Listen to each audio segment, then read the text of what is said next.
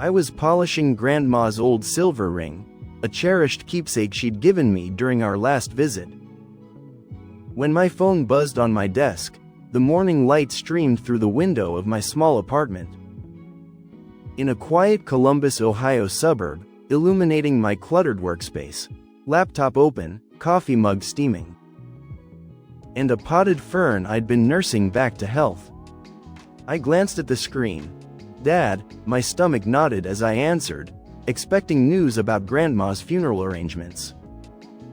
Instead, his voice sliced through the line like a blade. "You're not welcome, Grace. Stay away from the funeral. You'd only embarrass us with your boring life." The words hit me hard, and I froze, the ring slipping from my fingers, clattering onto the desk with a sharp thud. My hands shook as I set the phone down, his words echoing in my mind. Embarrass them at Grandma's funeral? I'm Grace, 32 years old, a financial analyst working remotely for a tech startup. My days are a mix of Zoom meetings, spreadsheets, and small joys: watering my plants, brewing coffee, and catching up on podcasts during breaks. But for years, I've been the backbone of my family, sending $1,200 every month to help with their bills, even when it meant cutting back on my own expenses. I never complained, though my parents always favored my older sister, Helen, the golden child, who became a teacher and married well. They'd flaunt her achievements at every family gathering: Thanksgiving, Christmas, 4th of July. While I sat quietly, my contributions brushed aside. "Grace is too serious," they'd say, as if my steady support meant nothing. But Grandma saw me. She'd hold my hand, her silver ring glinting, and whisper, "You're my rock, Grace." Now, with her gone, Dad's words felt like a betrayal of her memory.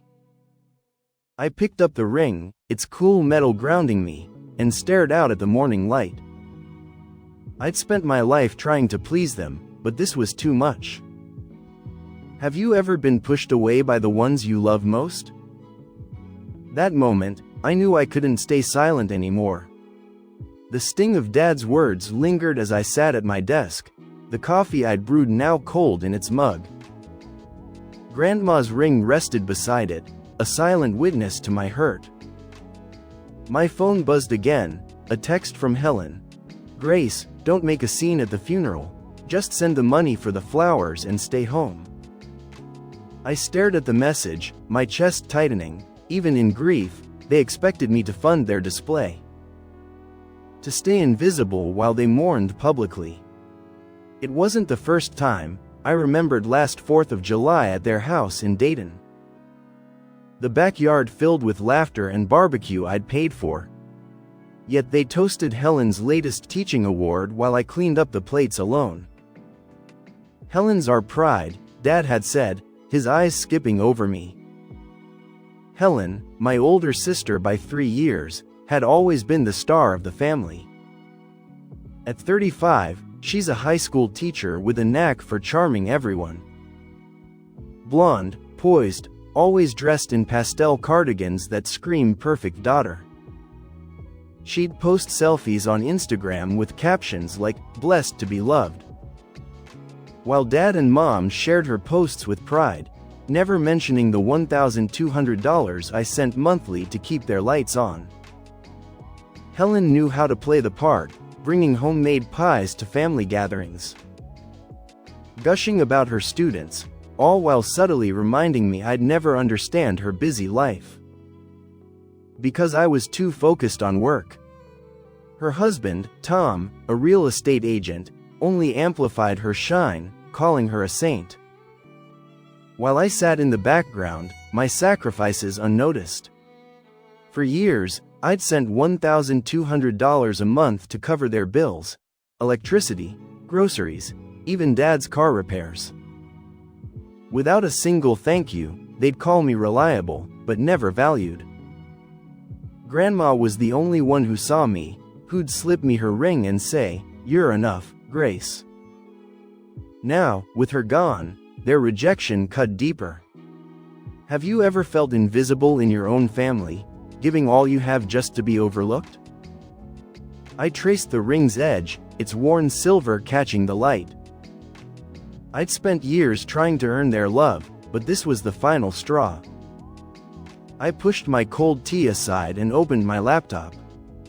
The glow of the screen casting a pale light across my kitchen. Grandma's ring sat on the table, its silver surface reflecting my determination. I logged into my bank account, my fingers hovering over the keyboard. There it was, the $1,200 autopay to Dad, labeled family support. A monthly reminder of my role as their unseen provider. My hands trembled as I clicked edit, then cancel. The screen flashed, payment stopped, are you sure? I hesitated, memories of their demands flashing through my mind. Dad's car repairs, Helen's flower arrangements, all on my dime. But then I thought of Grandma, her voice echoing, "You're my rock, Grace." I clicked confirm, the finality of it hit me like a wave. I leaned back in my chair, exhaling a breath I hadn't realized I was holding. The ring seemed to glow in the dim light, cold but comforting, as if Grandma were there, nodding in approval. For the first time in years, I felt a weight lift off my shoulders. A quiet strength settling in its place. I'd spent decades giving, hoping for their love, but no more. I knew they'd notice the missing money soon. Dad always called when the payment didn't go through. His voice sharp with entitlement, but this time, I was ready to face their reaction. I wasn't their ATM anymore. Have you ever had to cut ties to protect yourself, even when it hurt? I picked up the ring, slipping it into my pocket, its familiar weight grounding me. The Ohio night was quiet outside, the stars peeking through my window. I'd taken the first step, and there was no turning back now. The next evening, my phone lit up like a Christmas tree, buzzing incessantly on my desk. I was repotting my fern, the scent of fresh soil grounding me, but the notification shattered my peace. Dad's first text read, "Grace, the funeral's a mess, no flowers, send the money now or don't bother showing your face." Then Helen called, her voice shrill through the speaker. "How could you do this, Grace? Everyone's staring at us. No flowers at a funeral, fix this." I set the phone down, my hands steady despite their words. I glanced at Grandma's ring on the desk, its silver catching the glow of my lamp. It reminded me of her quiet strength, the way she'd always seen me when no one else did. I didn't reply, instead, I stood and walked to the window. Gazing at the Ohio sunset, its golden hues painting the sky.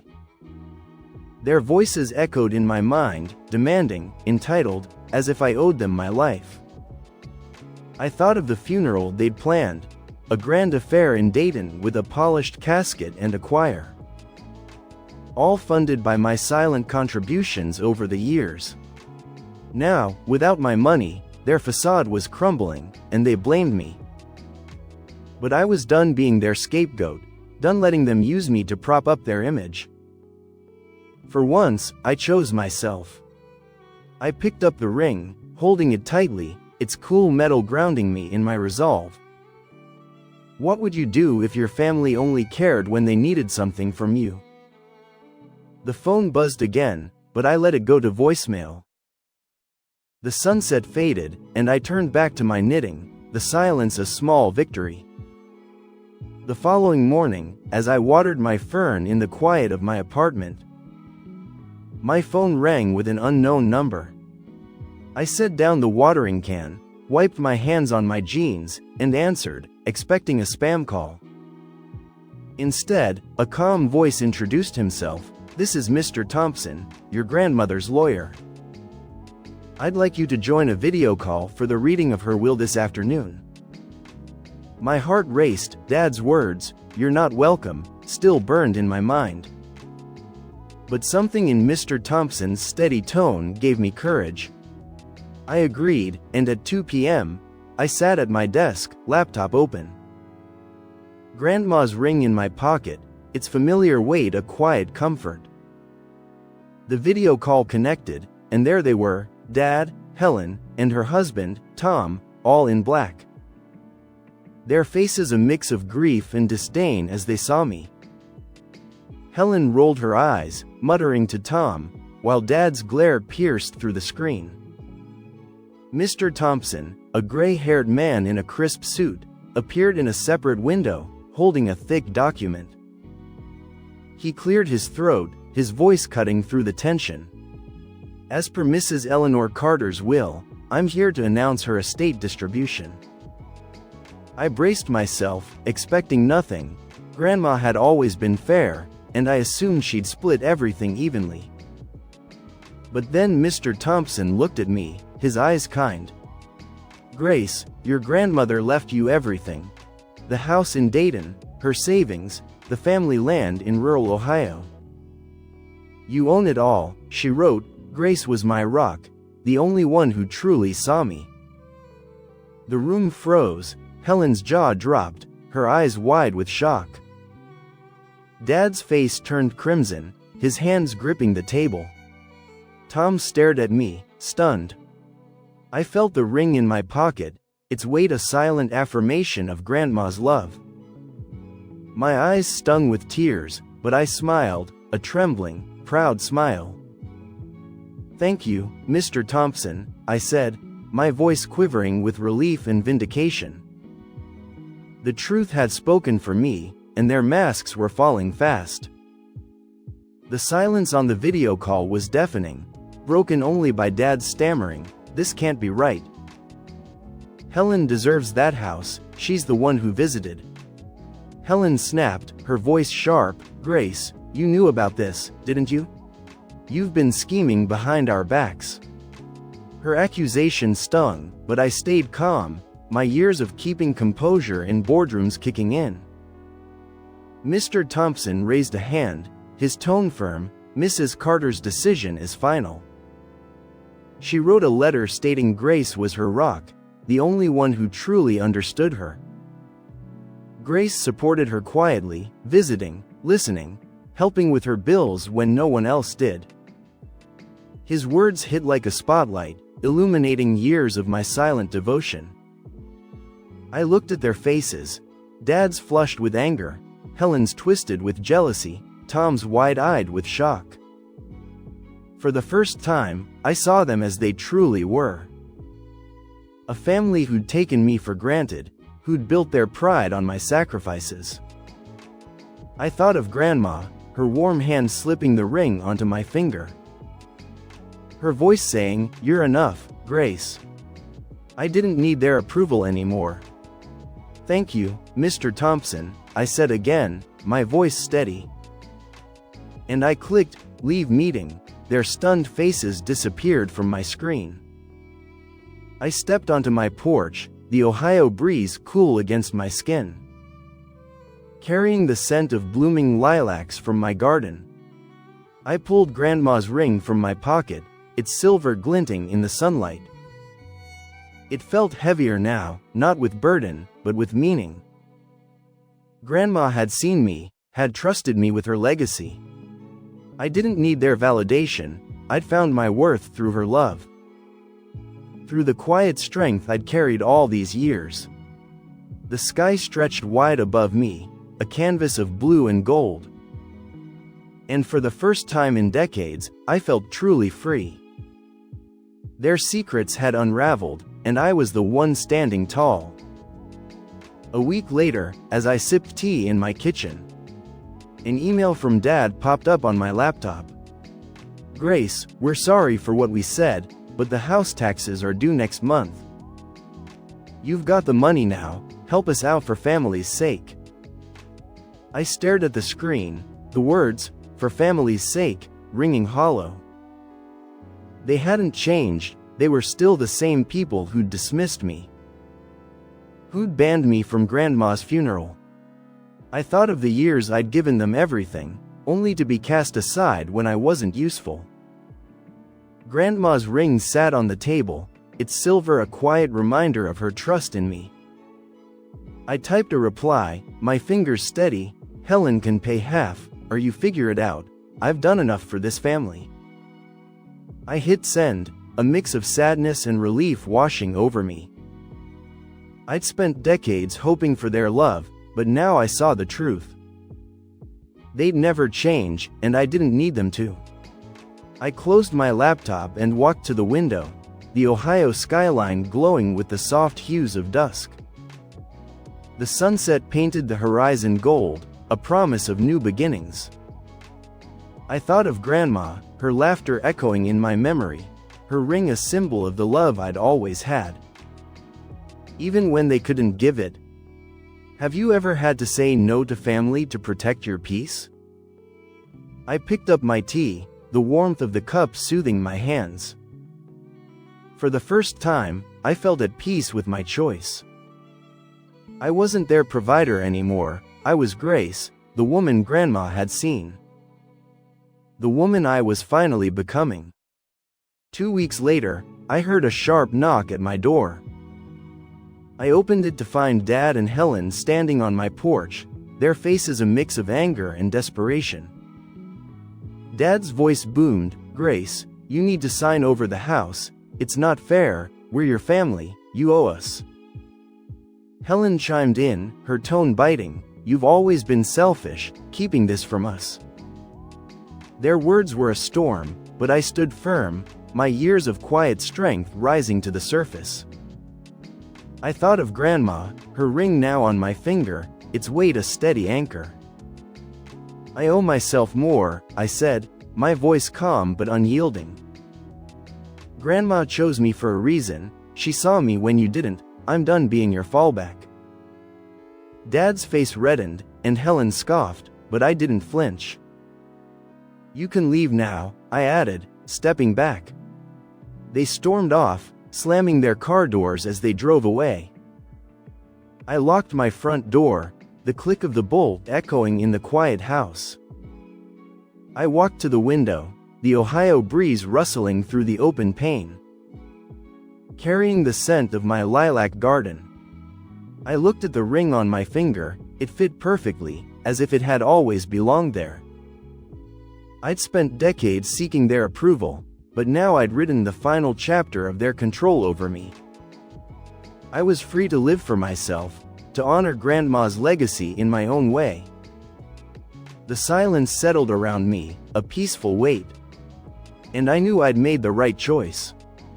I wasn't their provider or their scapegoat, I was Grace, and that was enough. The next morning, I sat at my kitchen table, sunlight streaming through the window, casting a warm glow across the room. Grandma's ring caught the light, its silver surface shimmering as I sipped my chamomile tea. I'd started a journal, sketching out plans to turn Grandma's Dayton house into a community center. A dream she'd shared with me during our long talks on her porch swing. A place for people to gather, Grace, she'd said, her eyes bright with hope. A place where everyone feels seen. I smiled at the memory, my pen moving across the page as I listed ideas. A library corner, knitting classes, a garden for the kids. It felt right, a way to honor her love, to give back in the way she'd always wanted. I thought about the journey that had brought me here. For decades, I'd poured my heart into a family that couldn't see me. Sending money, showing up, hoping for their love. But Grandma had seen me, she'd slipped her ring onto my finger, called me her rock, trusted me with her legacy. Through her, I'd found my worth, not in their approval, but in the quiet strength I'd carried all along. I looked out at my garden, the lilacs blooming in the Ohio sun. Their purple petals a promise of spring. Family isn't about what you owe, it's about who sees your worth. Who lifts you up when others tear you down. I'd learned to choose myself, to set boundaries, to build a life that felt like freedom. I set my journal down and walked to the porch, the breeze warm against my skin. The ring felt light on my finger, a symbol of the love I'd always had. The love I now gave myself. When did you last choose yourself over obligation? What legacy do you want to leave behind? I hope my story inspires you to find your own strength, to see your own worth, even when others can't. Share your story. I'd love to hear how you found your freedom, how you've honored the ones who truly saw you.